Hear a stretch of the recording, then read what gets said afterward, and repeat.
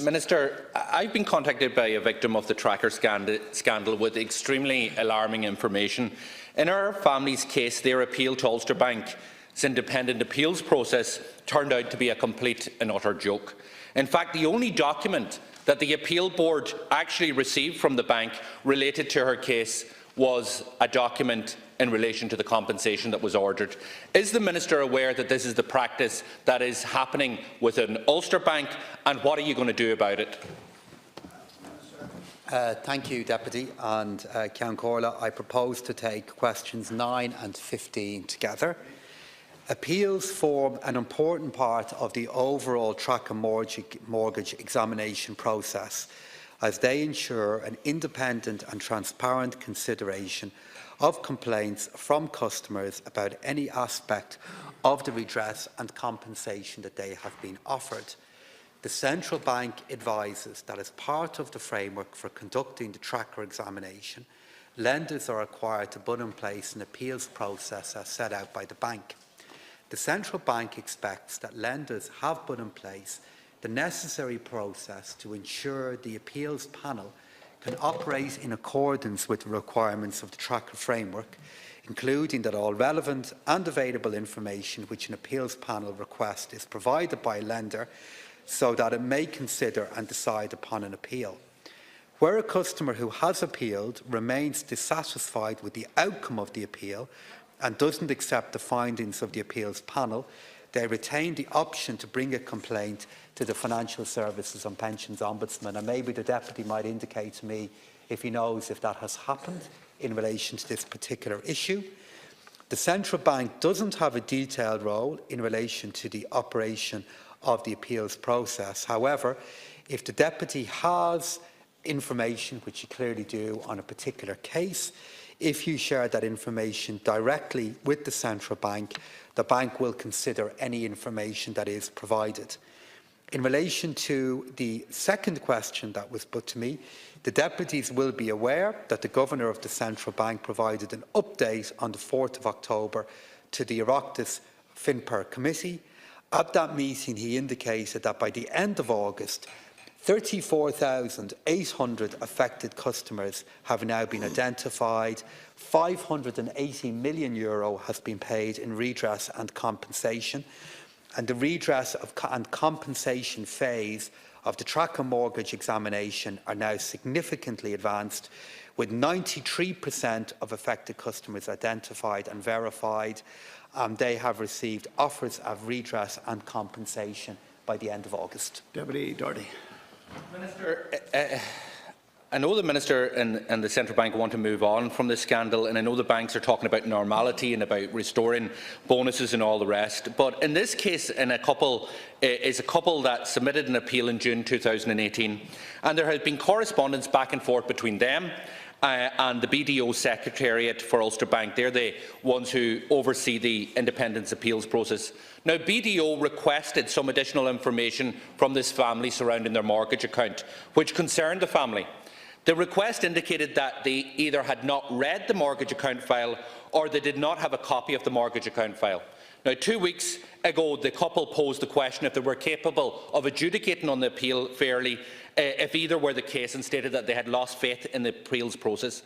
The appeals board finally came back to them and confirmed to them that as they are an independent secretary, they only have access to the mortgage account details provided to them. And in the case of Ulster Bank, and this is what is absolutely crucial, that means that they only have the compensation letter. The compensation letter. They don't have the mortgage file. They have nothing else. Now, this raises huge questions about the whole point of the independence appeal process within Ulster Bank, and possibly in other banks as well. From the latest information I have, the Ulster Bank has identified 3,490 customers that were impacted by this scandal. 472 appeals packs were sent out, 81 of them were submitted back, 20 appeals heard, with only a quarter of them upheld.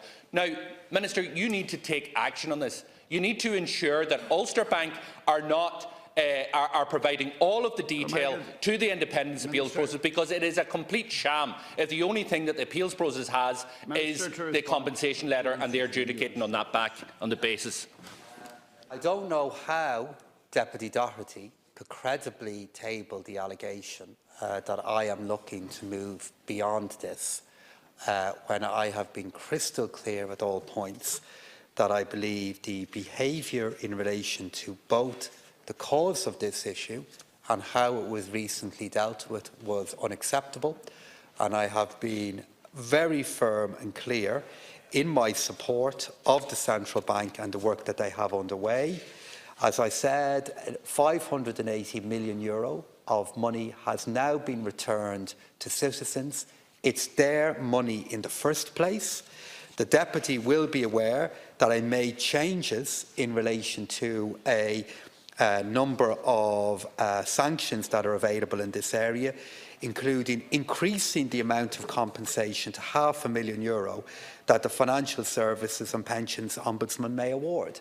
So how the Deputy can deduce from the public statements I have made on this matter, the engagement that I've had with the banks myself, and the support that I've offered the Central Bank that I want to move beyond this issue is not at all clear to me. I'll reiterate what I said to the Deputy a moment ago. If he wants to share that information directly with the Central Bank in relation to his constituent, the Central Bank have indicated they will look to the matter. And I asked the Deputy if the family in question have had an opportunity yet to take this matter to the Ombudsman. Deputy McGrath. Minister, my question comes at the tracker examination at a broader level. We are now 3 years on from the commencement of this tracker examination or investigation. And as of last month, the most recent update we got at the Finance Committee from the Governor of the Central Bank was to the effect that 10% of the identified affected customers have still not got redress and compensation. So that means they have still not got their money back. These are identified customers. We know that in this examination you have 31,300 affected customers, 28,100 have got redress and compensation.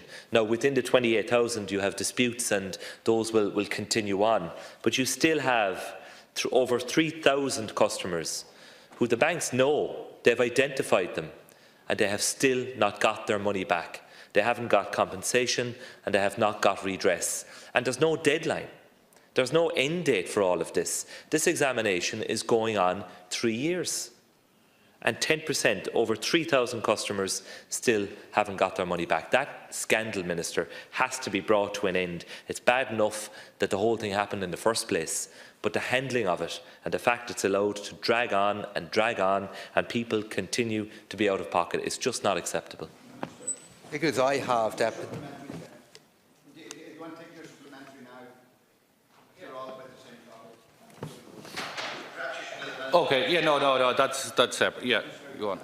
Okay, sure. The figures I have, Deputy, indicate that up to most recent period, 93% of verified impacted customers have now received offers of redress and compensation. So I want to see this matter concluded quickly, while the fact that 93% of customers or citizens have been offered redress and compensation is of little solace to me or indeed to them, given how long all of this has gone on for. It's unacceptable that it happened in the first place, and I know from my engagement with the Central Bank that they are devoting considerable resource and effort to try to ensure that this matter is brought to a conclusion. And they've now indicated that they have identified the vast majority of people who they believe have been affected. But I do want to see this matter brought to a conclusion. I know the Central Bank feel the same. It is a breach of trust and was a breach of trust on top of everything else that we went through between Irish banks and our society, and it's one of the key reasons that for next year I've already indicated, and we discussed this at last month's priority questions, that I want to bring in a new individual accountability regime for banks that are based here in Ireland. Minister, first of all, this individual, and it's one individual who's gone through the appeals process, was able to ensure that her mortgage file got to the independent appeals process. And the way it works is that the mortgage file can't be provided unless consent is given by the mortgage holder. But yet mortgage holders don't know. The victims of the tracker scandal don't know that, and the independent appeals aren't asking them for consent. So the concern here isn't about the individual. The concern here that this individual has, which you could fill your boot in terms of the paperwork in relation to her file. The only piece of documentation that the independent appeals process had to adjudicate on her appeal was from the bank was the letter of compensation. Now, this is likely to happen right across Ulster Bank customers, but if that is the process in Ulster Bank, it is likely to be the same right across the board. Now, Minister, you can say there and say, well, she can go to the Ombudsman, and of course anybody can go to the Ombudsman. You're the Minister for Finance. I said to you that this is likely to be happening in other banks, and we need to make sure that it's not. You're the majority shareholder. You, on behalf of the Irish people, are the majority shareholder in AIB and Permanent TSB, and a significant shareholder in other banks. You meet with the banks. You meet with the central bank. The central bank won't deal individually with any person.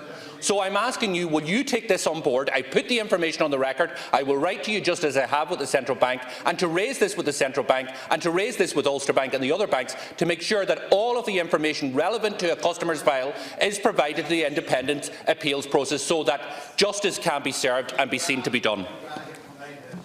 Yeah, thanks, Laskin Corla. First of all, Minister, on the numbers, the way you get to 93% is if you include the 7,100 pre-examination cases which go back a number of years. We teased all of this out at committee. The figure in the current examination is 10%. It's over 3,000 customers who are identified in the current examination still haven't got redress and compensation. The banks know who they are, they know their name, they know their address, they know their mortgage account number, they know how much that they are owed, and yet they remain unpaid and out of pocket to this day. And that's just not acceptable. And what we need to know, and what the people affected, more importantly, need to know and need to hear from you and from the central bank, is when will they get their money back. The whole issue of accountability and the issue of the outstanding disputed cases will have to be resolved, and that's going to take time. But these are identified cases, and we still have over 3,000, and it's 10%. So in relation to what Deputy Doherty said, I just want to repeat what I've said since the very start. If the individual information shared with the Central Bank, they've indicated that they will look at it. To answer your most recent question, yes, I will raise this with the Central Bank. I am determined to ensure that this further breach of trust is dealt with in the most robust way possible. To answer Deputy McGrath's question, I know you were inquiring, dealing with this matter as recently as early October. You are correct. I should put it on the record that the figures that I included do include the 7,100 cases that had already been identified. But if you look at where we are now this year, there is an increase now of 1,300 in the number of customers that have been identified in this issue since where we were in March. So the number of people that have affected have been are growing, and this was communicated to you by the Central Bank. Can I give you an exact timing in relation to when everybody will have their money back? I want it to happen as soon as possible, and I will continue to engage with the Central Bank to see if there's any further support that I need to give them in order to make that happen. What I do know is that for the particular cohort of cases that we are dealing with, as we approach this phase of the inquiry, some of them can be even more difficult, even more demanding, and I, like both deputies, have individually met people who've been affected by this. I have seen, Deputy Doherty referred to a bootload of correspondence. I have seen the scale of correspondence that some people have had the trauma of having to go through, and I'm fully committed to ensuring that this matter is dealt with as effectively as possible. Move on.